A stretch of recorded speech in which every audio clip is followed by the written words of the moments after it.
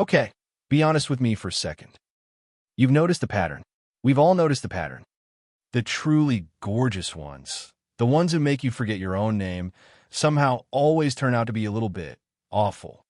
Self-absorbed, flaky, texting back 3 days later with a single lowercase hey. And the genuinely sweet ones, the people who remember your dog's birthday, lovely, wonderful, just not exactly setting your heart on fire.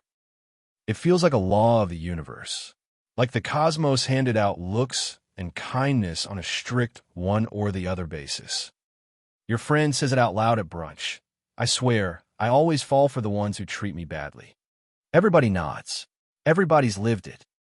So here's my claim, and I promise you I'm going to back it up. That pattern is real. You really do see it, and it is also completely, totally fake. Looks and personality have basically nothing to do with each other out in the world. And the thing that manufactured this cruel little law out of thin air was you. Your standards. Your perfectly reasonable standards. Stick with me. By the end of this, you will not be able to unsee it at the dating app, at the restaurant, watching sports, everywhere. Let's build the actual world. The whole world. Everyone you could possibly meet. I'm going to put every single person on one chart. Left to right. That's looks, plain folks on the left, jaw-dropping on the right. Bottom to top, that's personality, kind of jerked down low, an absolute sweetheart up top. So every person becomes one little dot, placed by their 2 scores. Now here's the honest, slightly boring truth about real people. These 2 things, how someone looks and how kind they are basically unrelated. Being born with great cheekbones doesn't make you mean. It doesn't make you nice either. It just has nothing to do with it. So when we drop everyone onto the chart, we don't get a line. We don't get a trend. We get a blob. A big, shapeless, formless cloud. Gorgeous sweethearts up in the top right. Plain jerks down in the bottom left. Hot jerks, plain darlings. Every combination, scattered everywhere. No pattern at all. That's what no correlation looks like. A cloud with no tilt. In the real population, there is no cruel law. Looks and kindness are just 2 separate dice rolls. So if the universe is this fair, where on earth does the pattern come from? Here's the thing nobody puts on the chart. You never actually meet the whole cloud. You meet the people you consider dating. And you, like every human, have a bar. Not a cruel bar, a completely reasonable one. Think about who actually makes it into your dating life, who you'd swipe right on, give a real shot, go on a second date with. You don't need someone to be a perfect 10 in both. Nobody does. But you do need something, a reason. If somebody is absolutely stunning, you'll give them a chance even if the personality is, let's say, a work in progress. And if somebody is the kindest, warmest, funniest person in the room, you'll happily date them even if they're not a magazine cover. What you quietly will not do is date someone who is neither. Not attractive to you and not nice to you. Hard pass. So your rule, the rule almost everyone runs without ever saying it, is basically attractive enough or nice enough. Clear the bar on one, you're in the pool. Fail both, that's the only way to get cut. It sounds so fair. It sounds like the bare minimum. Hold that thought, because that one little word or is about to do something sneaky to our cloud. So let's actually apply your rule to the whole cloud. Everyone who's attractive enough, that whole right-hand side stays. They clear the bar. Everyone who's nice enough, that whole upper region, stays too. The only people who get cut are the ones in the bottom left corner. Not hot enough for you and not kind enough for you. That corner gets erased. Those people never enter your dating life. You simply never go out with them. Everyone else, the entire rest of the cloud, survives. That's your dating pool. Now, here is the question this whole video hangs on. We started with a perfectly round and tilted cloud. 0 pattern, looks and kindness totally unrelated.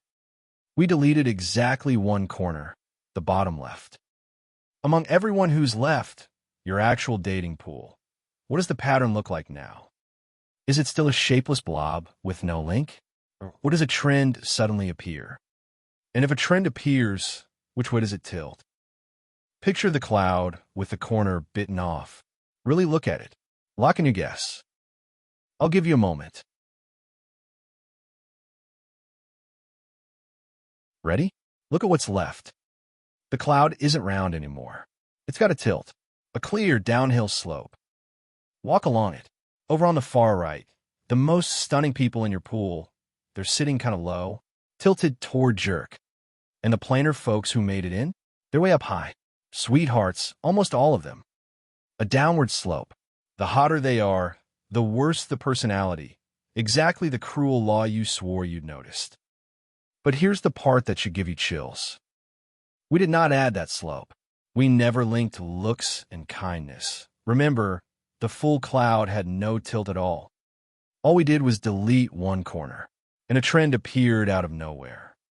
The negative relationship is 100% manufactured. It's a ghost. It lives only inside the filtered pool and nowhere in the real world.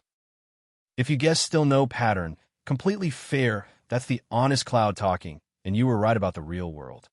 But your dating life doesn't show you the real world. It shows you the survivors. And the survivors slant. Let me make this click all the way, because once it does, it's permanent. Ask any super attractive person in your pool one question. How did you get in here? Easy. They cleared the bar on looks alone. They never needed to be nice. Gorgeous was enough. So the very hot end of your pool is a totally random grab bag of personalities. Some sweethearts, sure, but plenty of jerks rode in on their face. That's max. Now ask one of the plainer people in your pool the same question. How did you get in? They couldn't lean on looks. By definition, looks didn't clear the bar for them. So they got in the only other way, by being lovely, genuinely kind, warm, easy to be around. That's June. The plain people in your pool are pre-selected sweethearts. See the asymmetry? The hot ones had an easy door, so they're a mixed bag. The plain ones only had the hard door, kindness, so the plain ones who made it are basically all wonderful. Stack those two facts. The hot end is just average on personality. The plain end is lovely. Connect them and downhill slope. Every time. Nobody's lying. Both the hot jerks and the plain sweethearts genuinely exist in your life. You're just only ever seeing the people who found a door in, and the door each one used quietly tells you about the other trait. This trick has a name, and it's almost 100 years old. Back in 1946, a doctor and statistician named Joseph Berkson noticed something bizarre in hospital records. Two completely unrelated diseases would look strongly connected, but only among hospitalized patients. Out in the general population, no connection at all. Why? Because to land in the hospital, you usually need a reason, one illness or another.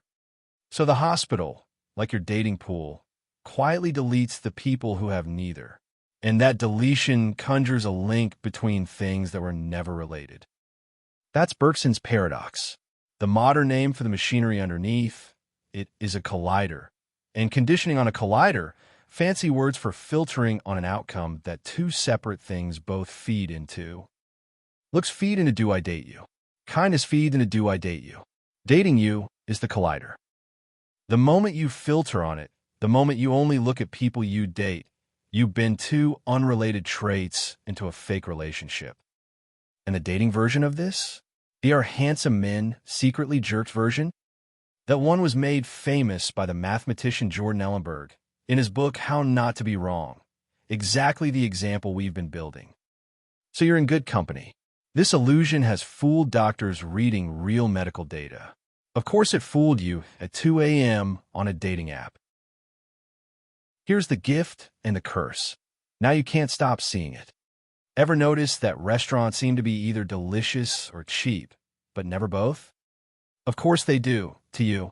Think about which restaurants survive in a competitive city.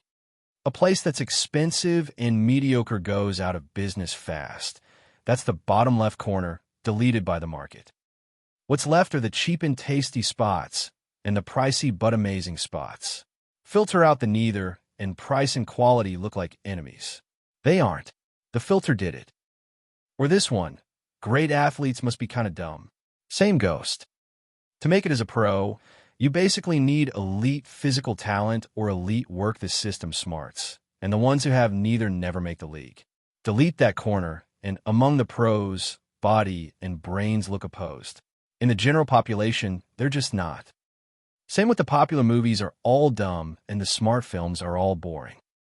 Anywhere you're looking at a crowd that had to pass a test to get in front of you, survivors, winners, admissions, your dating pool.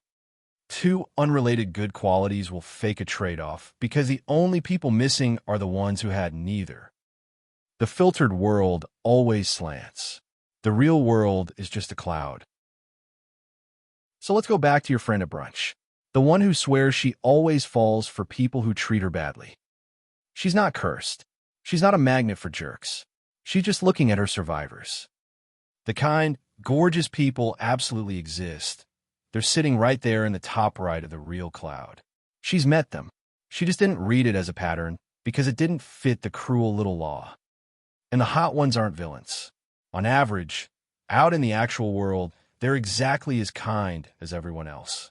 You only meet the slanted, filtered version. Here's the one line to keep. A pattern inside a selected group can be pure illusion, invented by the very act of selecting. So the next time you catch yourself believing some neat, cynical trade-off, hot equals mean, smart equals boring, cheap equals bad, ask the magic question, who got filtered out before I ever saw this crowd? Because the missing corner is usually doing all the work. Now I want yours. What obvious trade-off have you secretly believed your whole life? Drop it in the comments. The one where you swear two things never go together. And let's figure out which corner got deleted to fool you. And if you liked watching a pattern turn out to be a ghost, the channel's full of villains like this one. See you in the next.